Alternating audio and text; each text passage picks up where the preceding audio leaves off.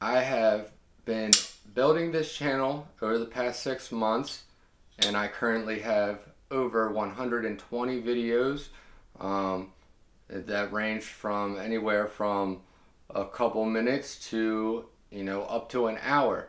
I've dedicated hundreds and hundreds of hours, probably thousands of hours into this channel. I do my best to bring you guys the best quality content and any useful quality information that I feel I can offer you guys. I do videos on things that interest me. I'm big into sharpening knives. I'm into customizing knives and modifying them. I am into a lot of different aspects of the knife hobby. So, this isn't something new for me. The channel is new for me, but just a little bit of background. I feel it's appropriate since, kind of celebrating a milestone, and I think it's time that you guys get to know me a little bit. My fascination with knives began at a very young age. I got my first pocket knife when I was 8 years old, and I actually have it still. I have it in my knife case right here, and my mother gave this to me. It is like a Swiss Army style pocket knife. Has, all kinds of cool stuff in it, and my name is engraved on the front of it. And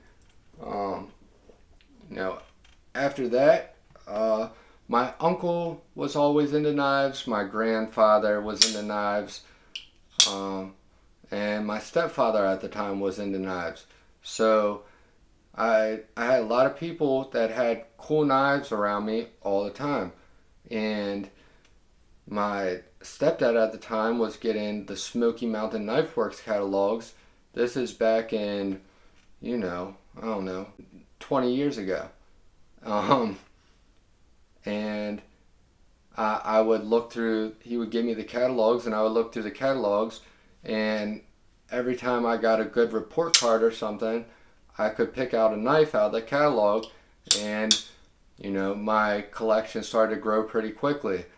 Any allowance money that I would earn, I would put it towards knives. So I was buying as many knives as I could from a very young age, and that continued throughout my whole life up until this point.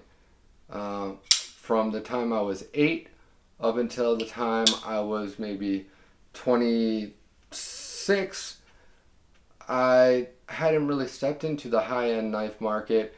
I was, I tried sharpening at that point and all kinds of stuff, but I was unaware of, all the stuff, that was really out there, and the quality and the different kinds of knives that you could get, and just like how amazing they really can get.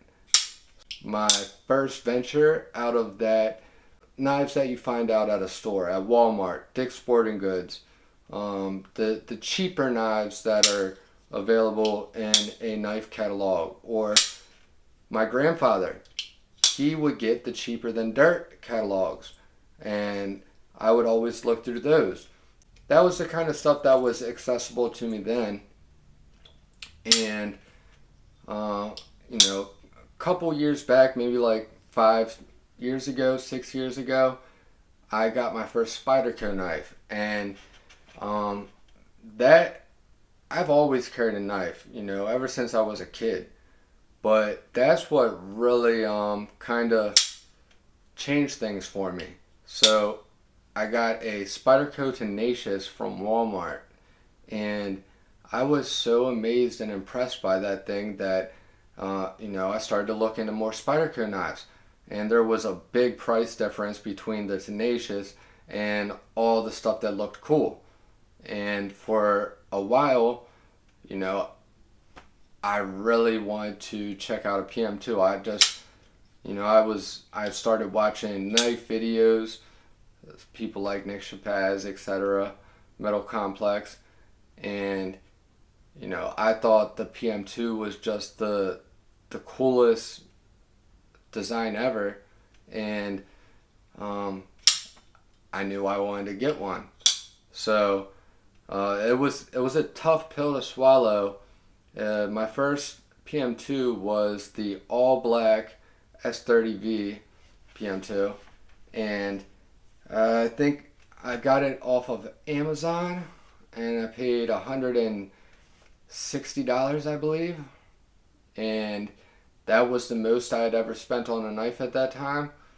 Before then, the most expensive knife I had ever bought was maybe, you know, $50, $60 range. But once I got that PM2, that opened up a whole new can of worms, and that really got me going down the rabbit hole.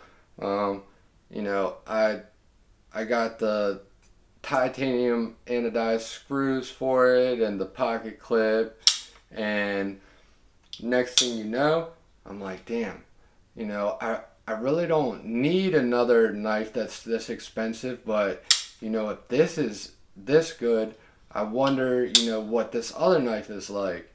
And my uncle had a handful of Spydercos, but he had a lot of Benchmades and stuff. And my next high-end knife, or higher end, you know, stepping into that next level, higher end production, you know, knives over $100, $150 and up, was the Benchmade 940.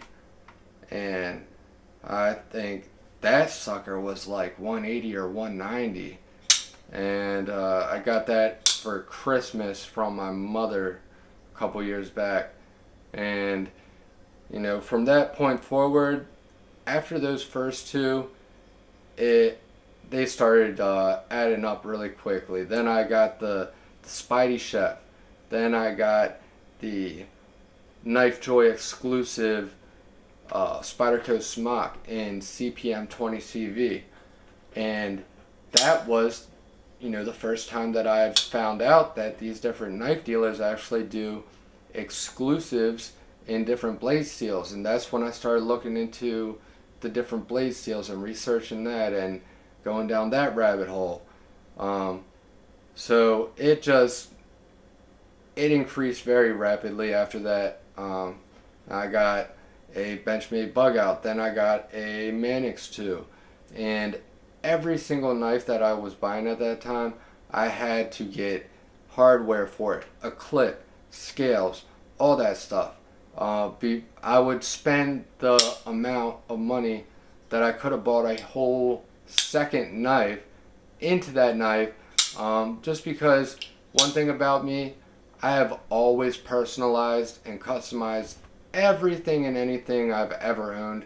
That's just the way I am, and I like to make things my own. Anything that's customizable is, you know, it's a dangerous thing when it comes to my financial responsibility, because I really can't help myself. But alright, so after those, I started, you know, finding out about these online knife groups, and there's this whole knife community on the internet, and you know, it's just one thing after another, and I just got more and more involved, and I had started sharpening and learning how to sharpen freehand. I was watching videos and I was practicing hours and hours a day, and I picked it up pretty quickly. I never got extremely good at freehand. I could get a knife very sharp, and it would look halfway decent, but nowhere near as pretty as what I can do on a fixed angle system. But next, I've got the Lansky, and man, I made that thing work for me for a long time. I just recently got the KME, and God, is that an amazing sharpening system. But I had actually, you know, learned and figured out ways to make the Lansky work for me and I was getting insane sharp, beautiful, you know, mirror polished edges, all kinds of stuff on all of my knives, even super steels. There was, you know, the Lansky set that I had was the one with the aluminum oxide stones, so it would take me many hours to sharpen a knife, but I did it. I got it done. And you know, that's kind of, you know, one of the big factors, one of the reasons that I think I'm as capable and as good at sharpening as I am now. It's just the amount of time and dedication I put into it. And I was, you know, constantly just felt the need to try to figure out how to make it sharper, how to make it look cleaner, how to make that mirror even brighter. You know, I'm the kind of person that always wants to, you know, I'm always pushing the limits. I don't settle for things, you know. One day I'll be like, damn, if I can just, you know, reach this point, like, you know, that would be perfect. Like, I would really be content then. And, you know, I push myself to that point, and when I get there, I'm like, not content. So that's just kind of been a theme with me throughout my life. But yeah, guys, all of that stuff has, you know, led me to right here with you guys where I am today. And you know, some things haven't changed. I still customize and modify 95% of my knives. I put my own edges on 99% of my knives. You know, there's not it. Alright, so if I had more money, I would totally be more into the collector, safe queen kind of deal aspect of it, and I would have a ton of exclusive knives that, you know, just pretty much stayed in the package and stuff. And you know, I would enjoy the fact to just have them and not feel the need to use them or whatever, as long as I had enough money that I could also have one that I could use, especially with my interest and fascination with the different blade steels, which started a while back.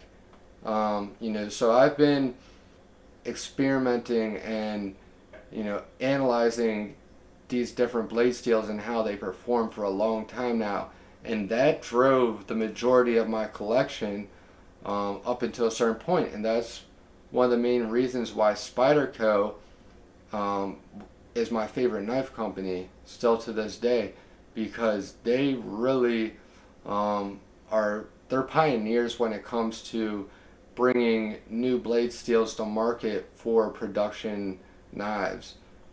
They're the first to bring a shit ton of steels to being available to the public, really, outside of custom knife makers, you know, at a reasonable price that's obtainable to the average person. So for a period of time, my goal was to get a knife in every blade steel, or at least every blade steel that I was interested in, and I feel like I've pretty much achieved that. And after that point, then I started venturing into other knife brands and, you know, going down the rabbit hole with them. Maybe we're crazy, who knows? You know, maybe it's not normal to, you know, obsess over all these little details and really nerd out on it, but it's just the way I operate. So that is a little bit of a background on me and my history with knives, and, you know, what this hobby means to me. So yeah, everyone who's here, thank you for being here, thank you for watching, thank you for having interest in hearing me ramble about whatever it is that's on my mind and enjoying it. I'm glad that I can offer some, you know, sort of entertainment, and you know, that a lot of my channel isn't necessarily aimed at entertainment. It's more aimed at sharing information that I think is of value. But you know, I think both are important, and there's a lot of stuff when it comes to creating these videos that I have not had a chance to try out yet, and stuff that I plan to do. So yeah, I'm excited and curious to see what the future holds for us here. And in perfect Blaze and Fades fashion, thank you guys for watching. Stay tuned, and I will see you guys in the next one. Peace.